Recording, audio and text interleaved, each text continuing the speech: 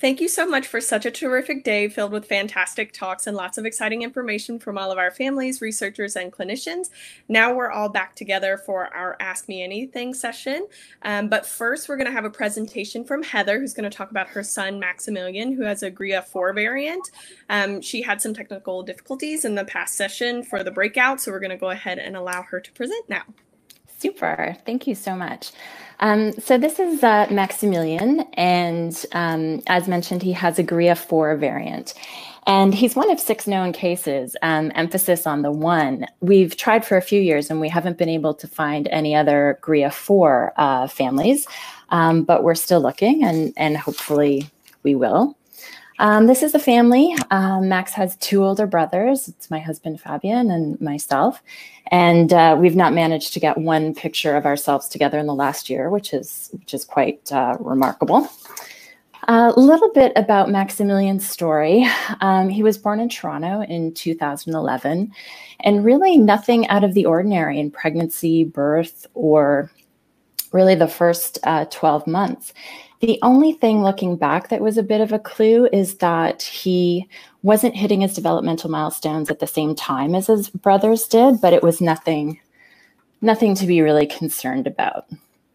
It was really 12 to 24 months when everything changed for us. Just after Max turned 1, our family happened to move to Germany, and we would not have done that if we knew what was coming. So we really didn't suspect that anything was up. But after our move, 3 things happened. So one, Max started having a lot of seizures, and by the time he was 1.5, he was diagnosed with epilepsy and started on medication to control that. At the same time, those missed developmental milestones were becoming a bit of a concern, and we were starting therapies. And it was also the beginning of our journey to try and find out what was causing this. Let me just forward. So when Max was 2 to 5, he was on medication for seizures, and they definitely reduced in frequency. We continued with therapies to help treat his delays, but really the gap was quite large.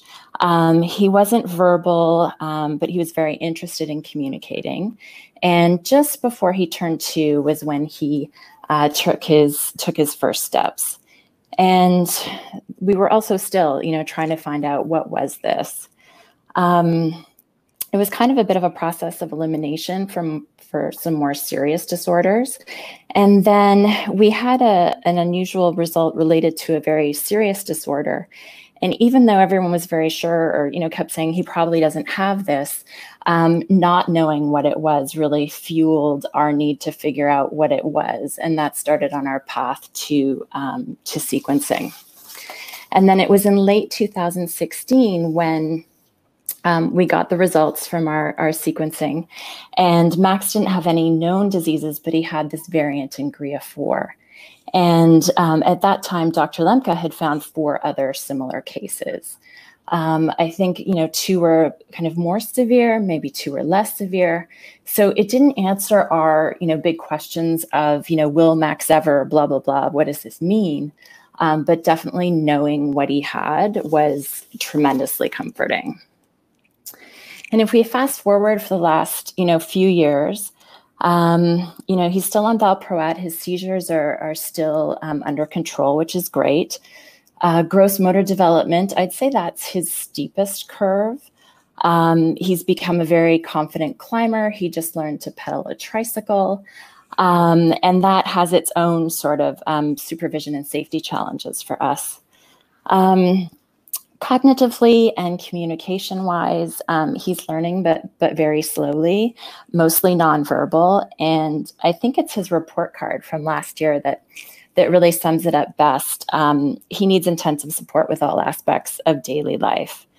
We also now need to sort of manage the behavioral stuff that comes with a very big, strong boy. when he isn't understood or doesn't understand or doesn't get what he wants. And the tantrums today are nothing. The toddler tantrums are nothing compared to, some of the challenges today. We tried the medically supervised keto diet, and I was kind of hoping that might bring about some, major transformation. It's hard to measure, what was the benefit of the diet versus development and measure that. But I do feel like it helped him. And so even today, he's still on modified Atkins diet. And what we see in terms of kind of focus and behavior is worth the effort of having him on a specialized diet. And that takes us to where we were 3 months ago. So doing everything that we can to help Max with the way his brain functions, but we weren't really doing anything to address the root cause or to, find a treatment or cure. And that's when we reached out to Dr. Lemke to find out, what could we do and maybe who could do this. And he connected us to Cure GRIN. And he pointed out, like, even within GRIA, there are similarities across all of the genes as well as the other ones. GRIN, GRID, and GRIC. So today, it feels like we're in a different place. From that connection to, really amazing things happened. The first is we got an understanding of what is that research path. So, the question that we wanted to know, it was wonderful. It's the same path, the same way that you would approach GRIN. And then the other thing is around, that first, is it gain of function or loss of function? And we were able to find out, Dr. Trейнелис was able to tell us from his past research that Max definitely has gain of function. And that was really interesting because there is, we were also told about an existing epilepsy drug that might be really helpful in a GRIA case that is gain of function. And we're now talking with our neurologist about testing that drug. And the second really great thing that happened, and this one I didn't really appreciate until I experienced it, was becoming one of many, with the emphasis on many. It's just amazing not to be this one rare variant, but to really be at this conference, to listen to other stories, and to be part of something much bigger. So that's our story about Max. Terrific. Thank you so much for sharing, Heather. So I guess now we'll go ahead and get our Ask Me Anything session underway. For this session, we're joined by Keith MacArthur, Dr. Tim Benke, Dr. Stephen Trейнелис, Dr. Emi Rэмsi, and Dr. Angeles Garcia Cazorla. And I am going to be serving as the moderator for this session. Again, my name is Megan Collins, and I'm the research coordinator for Cure GRIN. We'll be answering questions, as many questions as we can, from the Q&A box. So we remind you to refer to that and try to input your questions there. And then we'll also try to address any unanswered questions from previous sessions. And as a gentle reminder, we ask that all of our participants refrain from asking individual medical advice related questions, as our panelists will be unable to provide specific answers for those types of questions, but we're happy to address any general questions. And with that being said, thank you again for joining us, and we'll get started with what we already have in the Q&A. So the first question we have was stolen from another participant. If there are two kids with the exact same GRIN variant, why do they present differently? So whoever wants to take a stab at that. So we know that in other genetic diseases where you have cohorts of patients, even hundreds of patients, and the example I'll give to you is Rett syndrome. You'll have 100 patients. They all have exactly the same alteration in a specific gene, and yet there's a wide variability in what they look like. Well, there's all of these other things that interact in every single individual that influence what you look like. Your brown eyes versus blue eyes. It's all of these other genetic factors that are going to make you look just a little bit different. And those are a lot of the things that we don't understand. That, again, through collecting a lot of patients, hopefully we can understand, say for one particular change, we can understand what the range is. it's helpful for us as clinicians if we understand the range, then we can counsel families a lot better and not say that, well, this is exactly how it's going to be. I mean, we really just have to say, I don't know.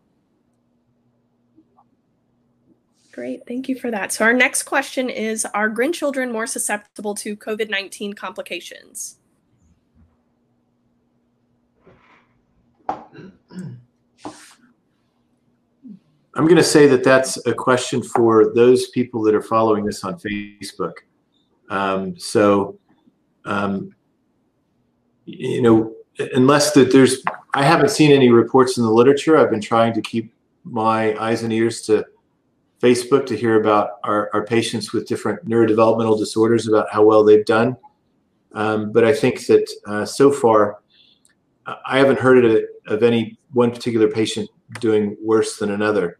You know, my concern is that I don't want our GRIN patients to get COVID-19 because I'm concerned that they have a lot of other health issues with, you know, how they are able to manage their secretions and swallow. And so my concern that any sort of illness, like the flu even, that they might have a hard time with that. So I think we need to do whatever we can to protect our children so that they don't get COVID. Great, thank you for that answer, Dr. Bенke. So our next question is regarding problems with visual processing and visual memory. Are there specialists that work with that kind of problem, like speech and language therapists that work with language? It says that they don't necessarily know where to look for help or therapies because they live in Iceland. Well, in general, neuropsychologists that are specialized in children should be aware of this kind of difficulties and even delineate appropriate programs for rehabilitation. So, yeah, this is a common problem in child neurology. Many other genetic and non-genetic diseases have this kind of difficulties. Perfect. So our next question is, could the dopaminergic pathway be associated with some of the symptoms we see in our GRIN kids?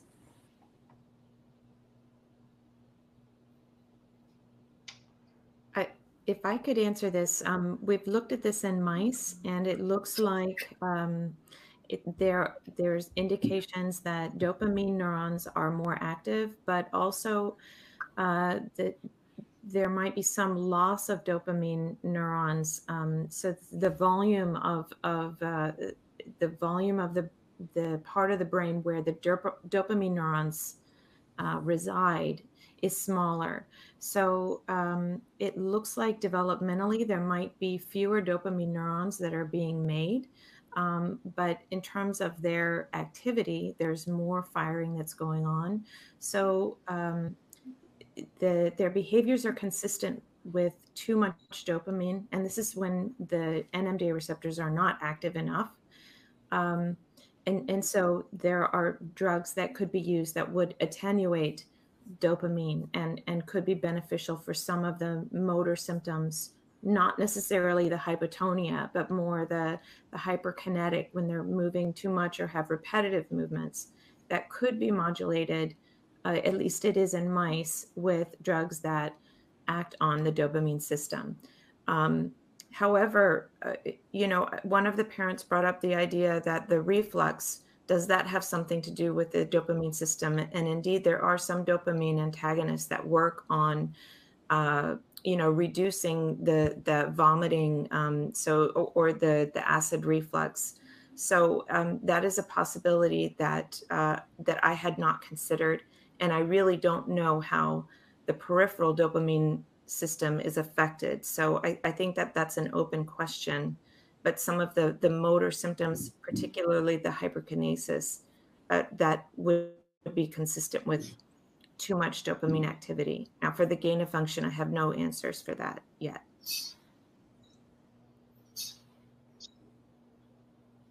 Okay, so our next question is related to the ketogenic diet, so also for you, Dr. Rэмsi. A person in the panel asked if the ketogenic diet is only useful for treating epilepsy. So this is a great question. And since there's some clinicians here, I don't know that I'm necessarily the best person. So, but when I was doing my research, there was a study where they showed that the ketogenic diet, even if it didn't reduce the seizure severity, it did have some improvements in terms of other cognitive and behavioral domains. So I didn't read that paper, but it was in the review that I mentioned in my recording, the Frontiers in Neuroscience review. So there is at least one paper where they reported that clinically, but I'm sure that the physicians in the room would have more to say on that than me. So. Yeah, well, in fact, ketogenic diet initially was the more common use was epilepsy, to treat epilepsy, refractory epilepsy. But over time, the indications of ketogenic diet have grown. In particular, in adult neurologists, it is used even for neurodegenerative conditions. So it has been, published to have a benefit in different type of problems in children. So it is still used first of all for epilepsy, but then there are some particular disorders where the ketogenic diet is the main treatment, like in the deficit of glucose transported into the brain, because you are using ketones instead of glucose as the main fuel of the brain. But it has also some kind of neuroprotective properties. So at least in our place, where we are starting to use it very early in patients with different neurodevelopmental problems, that we don't have any kind of contraindication, because you have to see if the disease that has the child has some kind of interaction or problem with a ketogenic diet. So apparently it can have more effects that not only as an anti-seizure treatment. Yes. So at the moment in pediatrics, it's we like to use it for medically refractory epilepsy. That means if you've been failed by at least 2 medications. There is another metabolic disorder where it's used. It's a disorder where the body is not able to transport glucose across the blood-brain barrier, so it's used there as well. One of the things to think about is when we use that sort of ketogenic diet, it's something that we bring patients into the hospital for, because it's a bit of a shock to the system. There are milder forms of the ketogenic diet, such as the modified Atkins diet, that is something that you could try on your own. But again, I wouldn't think about trying to do the ketogenic diet on your own unless it's part of a lot of help and assistance from your clinicians and dietitians. Great, thank you for those answers. So it looks like we have a question related to registering a particular variant. So this person says that their child has a GRIN2B mutation, and they wanted to know how and where could they register and look up into some kind of database to explore different treatment options, if applicable, and to see if there are gain of function or loss of function variants, and be able to get in contact with potentially other individuals with that same variant.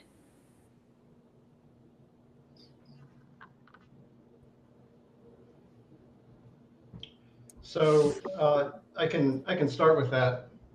They can find information on the website, on the CFIRB website, as to whether or not there's functional data that exists, and that's pre-publication typically of all the variants, except right now some of the ones from Europe that we're working through.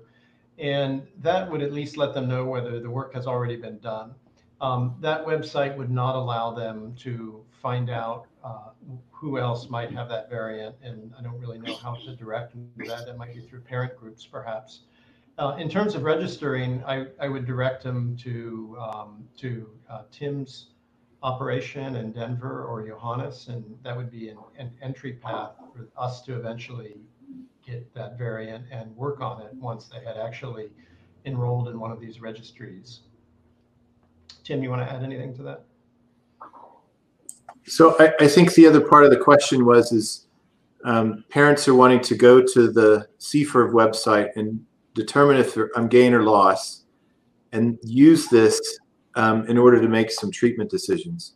And I think that's still a very hypothetical notion, as I think a lot of people spoke about today.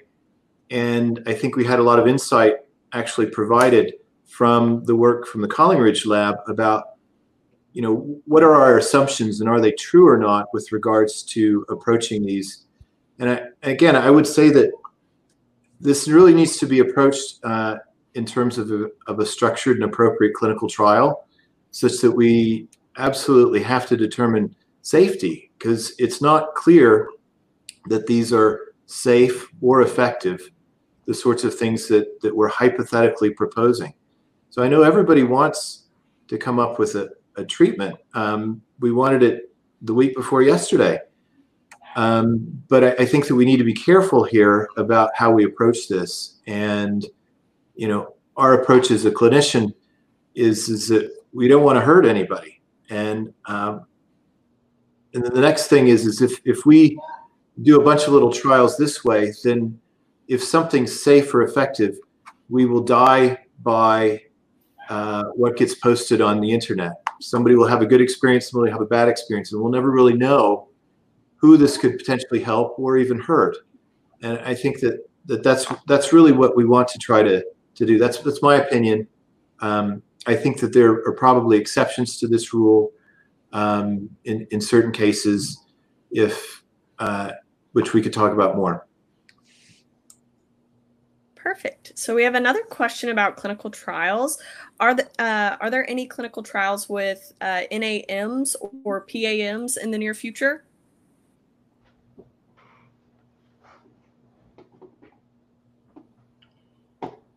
Unlikely PAMs, positive allosteric modulators, just because technically by that definition, none have been clinically approved. And I don't know that any, apart from one, have progressed even to phase 1 trials. In terms of NAMs, negative allosteric modulators, which you might just broadly call inhibitors without implying any mechanism, I don't know of any trials, and it really goes back to the points Tim was making. We need to figure out just how to design that trial, how to fund that trial, who to include, what research data is appropriate that we have on which to base the trial design. And so that is I think a point for the future, and one everyone is anxious for, but there's no rushing it until we have a really solid idea, both in terms of the registry of how patients progress and a better idea how to stratify patients to figure out who's appropriate.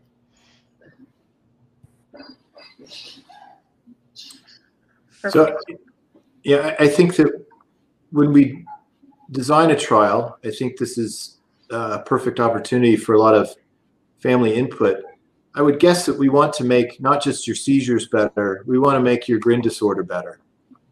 But we don't have a measure that says this is how bad your GRIN disorder is here, and after we treat it, it's going to get better. And how we measure that. I mean, that's a big challenge that all of the disorders like the GRINs are facing right now. There aren't reasonably accepted outcome measures that you could say, oh, that's the one that we'll use. We'll use a Bailey, we'll use a Vineland or something like that. And this is a big gap in the field. Perfect. Thanks for that input. So our next question is there any mice model for GRIN 2A or any medications being tried?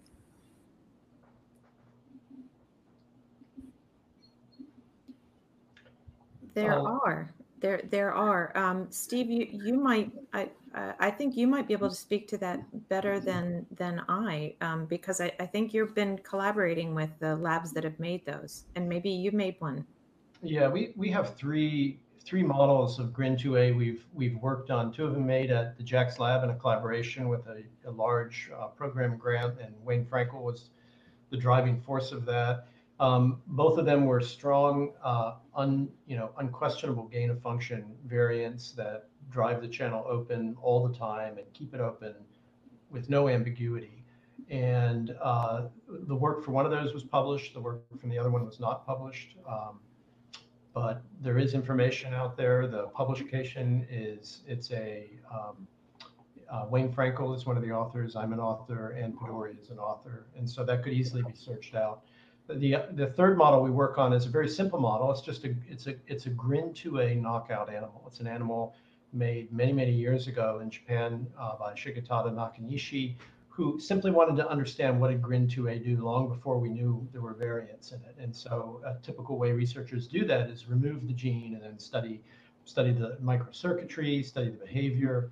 And we have had that in the lab. That animal shows hyperexcitability and altered seizure thresholds. And so in many ways, it's not a perfect, but a useful model of some of the loss of function variants. And we have not published on that, although there are a couple of publications from a French group, and Genentech, I believe, either has a publication or is writing something on that showing hyperexcitability.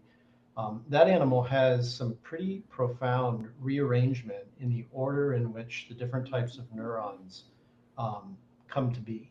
And there's two broad classes: inhibitory, excitatory. The inhibitory dampen excitation, obviously from their name. And those have a very specific period at which those cells appear, migrate, and get connected. And in a very unexpected finding, it's it's dramatically altered in the GRIN2A. So we learned something already, that it changes that developmental profile. Amy, you have a lot of experience with also your GRIN1, and I think that's highly relevant here, where you have circuitry changes.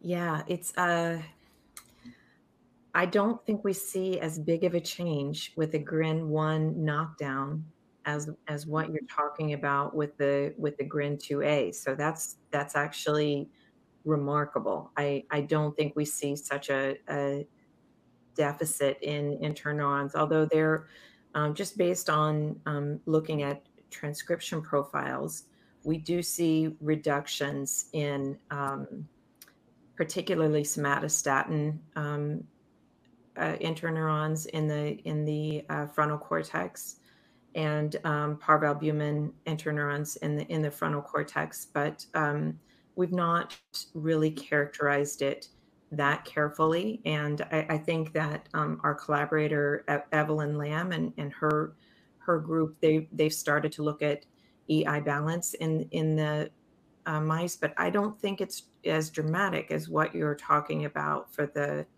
GRIN2A. So I think it would be really interesting to compare our models. I think another part of the question was treatments, and those animals are instructive at asking general research questions on whether a particular compound has an effect on the animal model. It gives a hint at the clinic, but the work that's been done on those animal models certainly does not yet predict or suggest a treatment. That one gain of function that's been published, the animals, the homozygous animals with 2 copies of the variant die at a very early age. And so that's an extreme model where you can ask whether certain NMDA antagonists, inhibitors, negative allosteric modulators prolong the life.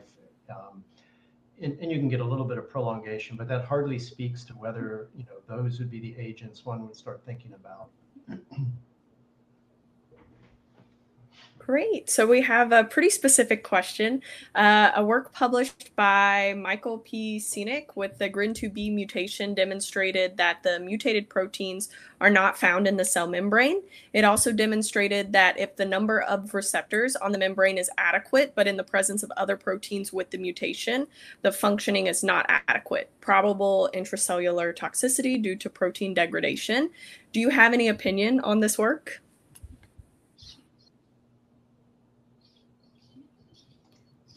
So I don't think I've read the particular paper, but it would not surprise me at all that there would be variants that would cause problems with NMDA receptor trafficking. And I think that that's probably been touched on. So I was listening to one of the sessions on the G620R mouse and their characterization. And we know that Catherine Roche has made a lot of variants in the C terminus where that will affect trafficking, in the GRIN2 variants in the GRIN2 gene can affect trafficking. So I can't speak more about this, but I think that this is, we can classify these variants in terms of how they're affecting the biophysics, but then many of them are going to affect trafficking. Some of them are going to cause more receptor to be inserted. Some of them are going to cause less. So there's lots of different ways, but at the end of the day, we would need to find treatments that would address kind of the larger picture of, is this an overall gain of function or an overall loss of function? So we'll probably not be looking in terms of drug treatments at something that would be specific for any one variant. But I think if you were to try and do gene-based approaches, then that would be something that would be looked at many years down the road. But yeah. Yeah, if I could just add a quick sentence to that.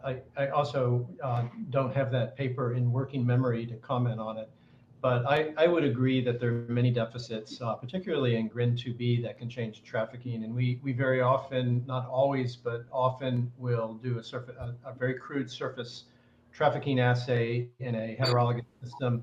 And many times outside of intracellular domains, we find variants in other domains that reduce the ability of that cell to move it to the surface. And we assume that the cell has many quality control systems, and when it manufactures anything, whether it's a GRIN receptor or another protein, it has proteins that will touch that receptor and make sure that it looks and feels and is in the right shape. We call them chaperones. And if anything is wrong, it will target that for degradation. And so we've seen receptors that have problems with binding glutamate simply not go to the surface, similar with gating phenomenon. GRIN2B also seems to be have a very strong control of movement to the surface of anything it binds with. So a receptor that has one copy of 2A and one copy of 2B, 2B is the driver of that receptor to the membrane. So it wouldn't surprise me at all if that's the case. Perfect. So we have a question about magnetic resonance therapy and TMS, and they wanted to know what you know about it and what your opinions are.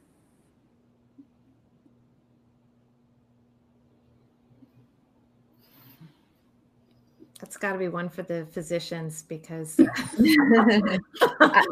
not going to talk about that. As far as I know, there is no information regarding this kind of therapies in GRIN patients. In other kind of disorders, and GABA-related disorders, for instance, which is another neurotransmitter, we have some reports. Electric stimulation is also something that is like a common, not common, but more common practice every day regarding treatments, but there is no information so far. In any case, it should be really personalized. Like you have to have a map of the electrical activity of every patient. What do you want to apply this treatment for? I mean, is it for a particular objective, for a particular purpose, such as attention increase, or for even for epilepsy? In some cases, electrical stimulation is being used, but it is still in the field of clinical trials and not as a routine clinical practice. So I think we have to wait a little bit more to have more information and to use that in patients. I agree. Perfect. Thanks for that answer, you guys. So our next question is there any study on lifespan for GRIN affected people? Is there any information out there about it?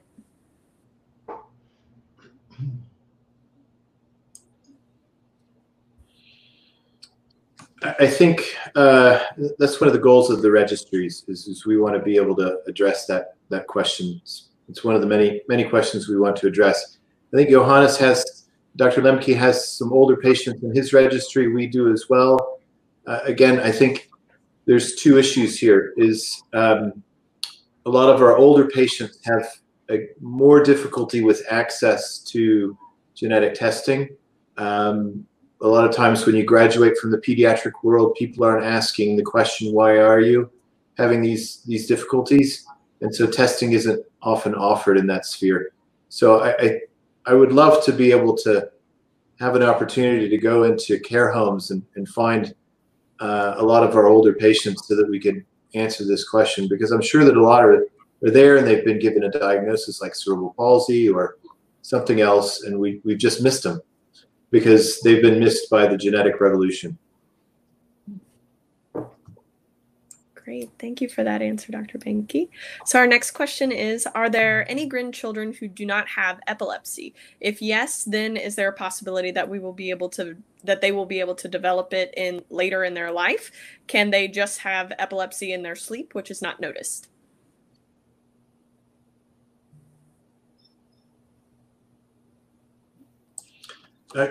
Great question. Yeah, not everybody has epilepsy, regardless of the GRIN change.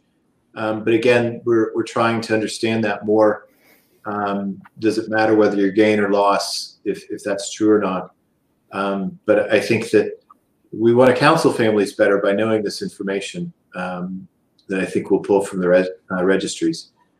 But seizures only in your sleep, I think that's something that's a specific question that you would discuss with your pediatric neurologist or neurologist to try to address that and why you might have that concern and how that would be addressed.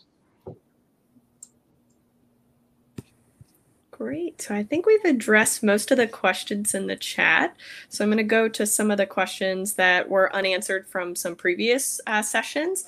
So it looks like one of the questions that was asked previously a couple of times are, what are the best papers to put forward to our medical teams?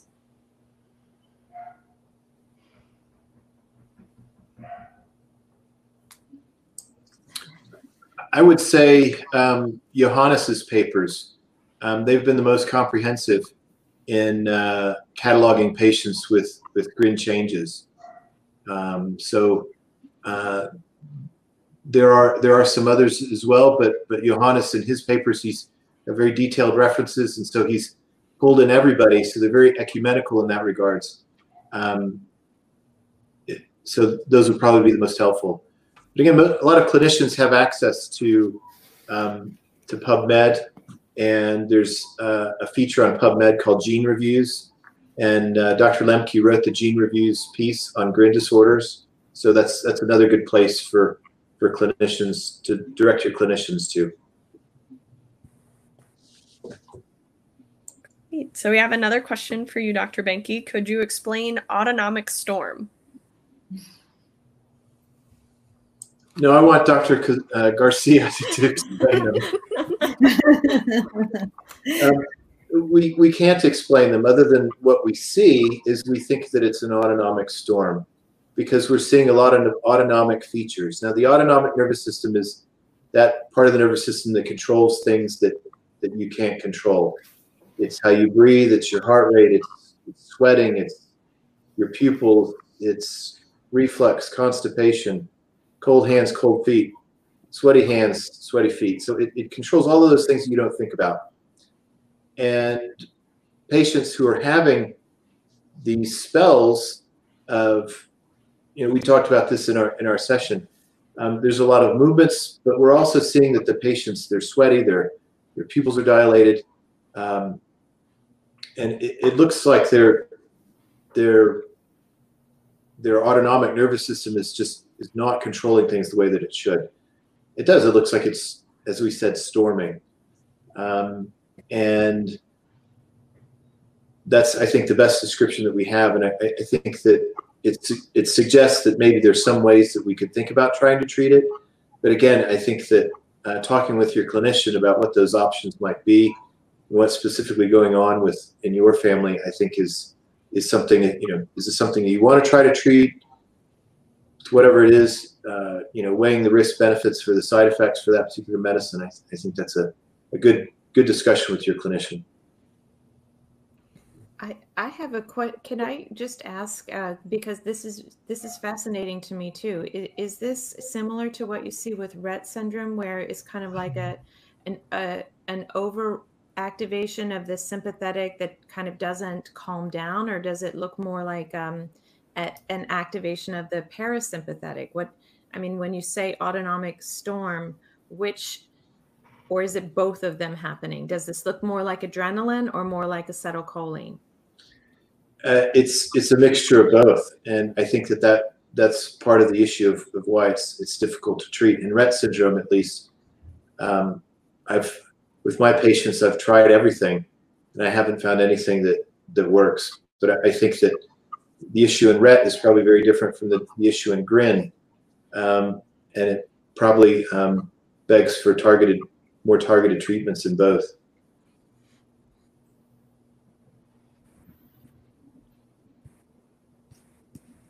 Okay, so we have a question. Have you ever tried IGF-1, insulin-like growth factor 1, or growth hormone to treat hypotonia or improve symptoms in patients with GRIN disorders? No, this kind of treatments, no. No, I agree. That'd be experimental. Yeah. It could be the basis if there's some preclinical data, say from one of the animal models, that it's the sort of thing that might go towards a clinical trial. But I think that we want to know that and certainly the FDA and the EMA would want to know from a preclinical standpoint that it made a difference in one of those models first. I know with the GRIN knockdown that the serum levels of IGF-1 are changed. I can't remember whether it's up or down. I can look that up and see, but there probably, yes, there is some preclinical data that is changed in the serum of the mice, but beyond that, nothing's been done. There is a clinical trial in Rett syndrome that's going on now that targets that signaling pathway. It's not with IGF-1, but it's a small molecule that's related to signaling in that pathway. But again, that trial happened because there was preclinical data. Right. So we have a question about the significance of recent research into circadian rhythms related to GRIN.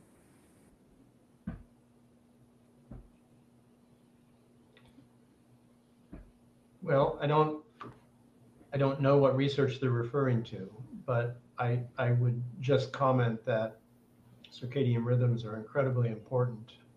They dictate many features of how the central nervous system responds. They can cause problems when altered, and they can also dictate, as well as slower rhythms we're just learning about, the effectiveness of therapeutics. So I would think that's an important area to think about in general, and would hardly be one to dismiss. It seems like it could be highly relevant. I also don't know the literature on that, on any kind of circadian rhythm, but I do know that the GRIN knockdown mice are more active during what would be their sleep cycle. So they have measured the activity of the mice 24 hours a day, and they do show hyperactivity not just during their waking time, but also during the time when their litter mates are sleeping. They're up and about. So they do have sleep disturbances. The mice do, and that's something that's been described anecdotally with the children as well. I don't know if that's made it into Dr. Lemke's description or not, but it would not surprise me that if we were to carefully look at circadian rhythm, we would see probably deficits in that regulation. I just wanted to say, I know it's almost officially time's up, but since we started late, the closing will be really quick. If people are able to stay for another 5 minutes or so, we could take a couple more questions.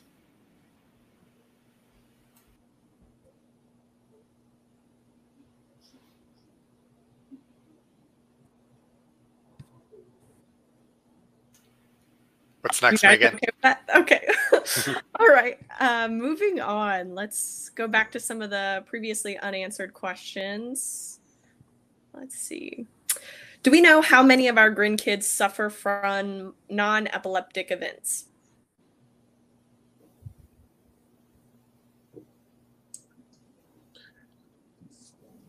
Not yet. Again, this is something that we hope with our upcoming papers with Dr. Lemke, Dr. Trainelis, Dr. Park, Bain to answer this question in the next year. We hope we have enough data so that we can start giving you some percentages about these types of spells. Great. So we have another question. Lots of our GRIN 1 kids have common features in addition to their neurological and GI or muscular issues. For example, smooth skin, low weight, lustrous hair. How can gene therapy or editing be sure to target only the cells that need amendment?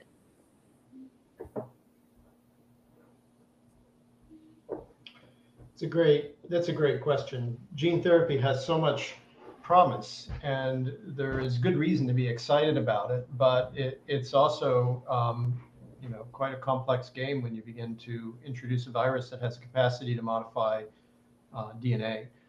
One way would be, as had been done with some of the rare disorders, to try to introduce a vector carrying your payload, your DNA, only into the central nervous system and hope that it does not get out. That would minimize potential peripheral effects, but you really couldn't be certain until you do really careful work and ensure that that's the case. So I would think brain-restricted genetic approaches have the promise of avoiding some of that, but I would also be cautious that many other things, and of course, the CNS has bring about modification in the periphery, and the peripheral tissue can respond to modification and remodel itself as well.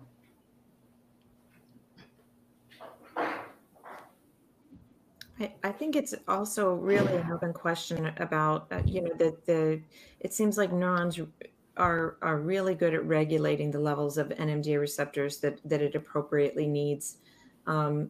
But I'm not sure what would happen if you had a virus that was driving expression, for example, in other tissues, if those tissues would have the right mechanisms to control gene expression. So it really could be very tricky to do.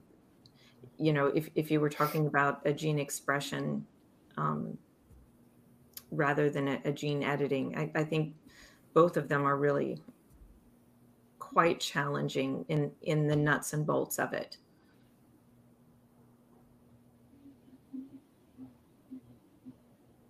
Great.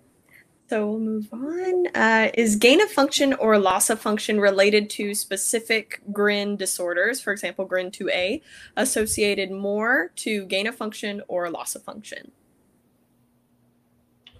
So this broad categorization of gain or loss of function that we derive from electrical recordings from cells that express these modified receptors, really doesn't show a strong difference among the subunits. From the ones we've looked at, and we haven't looked at them all yet, and it's been a haphazard introduction to the variants. It's not as if we randomly sampled everything that's out there. It looks like there's more or less an equal number of gain and loss of function for 2A. For 2B, it looks like there tend to be more loss of function. But as we had discussed in the session, and I think as many of the parents in the audience will know, that distinction is not so clear, and it's an evolving distinction that changes as we gain more information. And you can assume something is a gain of function and then find out the surface localization is okay. You think it's a gain of function, but later we find out, well, actually it doesn't go to the synapse, and then we make a mouse model and gain even new insight. And so, it's an open question right now. They look pretty even in 2A. 2B may favor loss of function, but I wouldn't put my hat on that answer. I think it just takes time to figure it out. And it's just an emphasis on the need, to do this sort of work and get to the bottom of it, and then dovetail it with the registries that Tim Johannes and others are building. Terrific. Thank you all for your input. So we have a couple of questions for Keith. One person asked, are we being hopeful for an in-person conference in the spring of 2021? Also, would you please consider such online conferences, not only in person, to make it more accessible globally? Yes, thanks for the question. So I would, to give my honest assessment, I'm sort of less optimistic day by day about whether we'll be able to get together in person. You know, if we're doing it in Boston, we're still at a place right now where most other countries can't travel into the U.S. And you know, things are not getting better very quickly, if they are getting better. So we're hopeful, but we'll have to kind of wait and see, and we'll have to make a decision about whether we'll postpone the in-person meeting or try to do another virtual meeting then if we do need to delay. And yes, absolutely, for the in-person meeting, with the support that we've received from CZI, we're planning to really invest in making sure that it can be just as good an experience for people who can't make it in person as it is for those that are attending in person. Perfect. Well, I think that's probably a good place to stop. A lot of the questions that we have left are very specific to individual patients. And so unfortunately, we won't be able to answer those, but we certainly advise that you discuss them with your clinician and medical team. And we thank you all so much for your participation. We thank our speakers so much, and thank you for being so engaged and involved today. And we'll all meet back together in the lobby. Actually, I think we're just staying here, Megan. Yeah, we're not. Okay. Yeah. We'll all stay. Okay. So what a day. That's just been amazing. I'd love to hear in the chat what you guys thought of today, but I'm just overwhelmed. I really think of all of you, whether you're parents or researchers or clinicians, as part of my extended family, this second GRIN family that I have, and I'm just so grateful to have all of you as part of it. I want to just thank everyone who participated today for giving up a Saturday to be here. I want to thank all of the presenters. I don't have time to mention them all because we had so many people presenting today, but thank you all so much again for giving up your Saturday to help GRIN families and to help move forward the research. I want to thank Denise and the rest of the Cure GRIN board, and also Megan and Angie. And finally, I want to thank Calliope, Clarissa, and Amber for helping us put this all together and making it a great event. Just want to let everybody here know that for the next month, by logging into the same site, you'll be able to have access to all of the sessions, including those that you weren't able to see today or those you want to watch again. And then there's plans eventually to take that content, or much of that content, and put it on the GRIN website, possibly on YouTube, and also to translate some of these sessions into other languages. There's a survey that everybody who's registered for the conference is going to receive. It should go out on Tuesday morning, I believe. So please let us fill out the survey. So let us know any feedback and what you liked and what you didn't like. It'll really help us for planning future sessions. And then just two final asks. These are things I mentioned at the start of the day. The first one is we're putting together this book, Stories of GRIN, with stories from parents, and I mentioned earlier, researchers can be part of it too. But basically, it's sharing your personal family experience of your child, or what it's like to be a GRIN parent, your experiences. We're going to be putting these all together in a book that we're going to sell through Amazon this holiday season. The deadline for submissions was yesterday, but we are still looking for more submissions, and so we've extended the deadline until the end of the month, the 30th. And then finally, if you enjoyed the session today, if you believe in what we're doing, in what the researchers are doing, we hope that you can help us out in November, where we're launching our second annual Count Me GRIN campaign. We have had challenges. We were really hoping to expand our fundraising this year with in-person events like golf tournaments and galas, but obviously we haven't been able to do that. So we're really counting on you, to family members, and I know Amy joined us last year and helped us raise funds for Count Me GRIN, So thanks to everyone who participated last year, but this year we're really looking for at least 100 families who will try to reach out to their broader networks to raise $2,500 US. And if we can get 100 people that can raise an average of $2,500, that'll be $250,000. That'll go a long way to helping us reach our goal and have a decent amount of money to invest in research when we bring you all our research priorities in the spring. So thanks to everyone. Really had a great day, and hope you did too. And we'll see you soon.